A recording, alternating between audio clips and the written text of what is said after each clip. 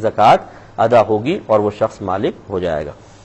دوسرا ایک یہ بھائی نے پوچھا کہ ان کو ذرا ہکلاہٹ کا مرض ہے، یہ ہکلاتے ہیں اور کہتے ہیں کہ اس کی وجہ سے مجھے بہت زیادہ پریشانی ہوتی ہے۔ ڈاکٹرز یہ کہتے ہیں کہ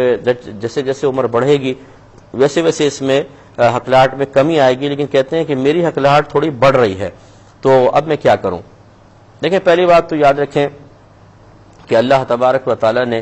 ہر شخص کو کسی نہ کسی آزمائش میں مبتلا رکھا ہے اور یہ امتحان ہے، تو اس لیے آپ کبھی بھی ایسا نہ ہو کہ اتنے زیادہ فیڈ اپ ہو جائیں کہ کبھی آپ ہکلائے اور لوگ ہنس پڑے یا آپ کا مذاق اڑایا تو آپ اللہ تعالیٰ کی بارگاہ میں شکوہ کر بیٹھیں۔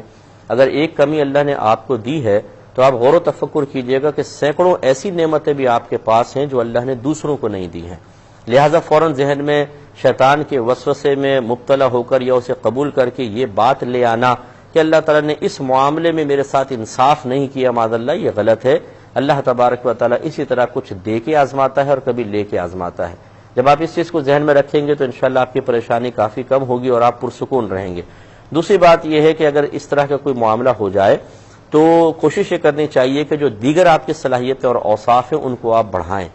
تاکہ لوگوں کی توجہ ان پر رہے اور اس طرح آپ کی جو کمی ہے اس کی طرف لوگ متوجہ نہیں ہوں گے۔ مثال کے طور پہ آپ اپنی فیلڈ میں کوئی نیا کام کریں، کوئی نئی چیز کریٹ کریں، کوئی بہت زیادہ اچھی ڈگری حاصل کریں، کوئی اچھا کارنامہ کر لیں، یا اپنے کوئی بھی آپ کا تحریر ہے، آپ کا اور کوئی کام ہے، اس میں امپرومنٹ کی کوشش کریں، تو فائدہ یہ ہوتا ہے کہ جب اصل میں ہمیں احساس ہوتا ہے، جب کوئی ہماری اس کمی کو کی طرف متوجہ ہوتا ہے تو ہمیں احساس کمتری ہوتا ہے۔ یہ احساس کمتری ختم کرنے کا بہترین طریقہ یہ ہے کہ یہ دیگر اوصاف اللہ نے آپ کو عطا فرمایا ان کو اتنا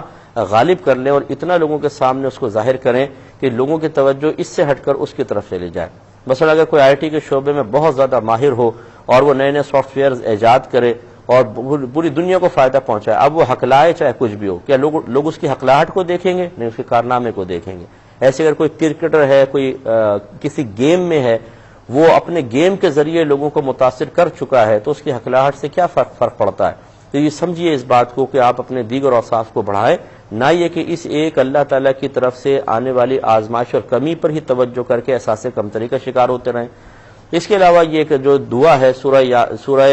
طٰہٰ کی 15ویں، 16ویں، 13ویں، 14ویں آیت ہے، میرے ذہن سے نمبر نکل رہا ہے، رب اشرح لی صدری ویسر لی امری واحلل عقدۃ من لسانی یفقہوا قولی۔ یہ آپ دیکھ لیجئے گا، شروع میں آپ کو مل جائے گی۔ یہ روزانہ فجر کی نماز کے بعد 7 بار پڑھ کے پانی پہ دم کریں اور وہ پانی پی لیا کریں، انشاءاللہ اللہ تعالیٰ کافی کرم فرمائے گا۔ ایک مزید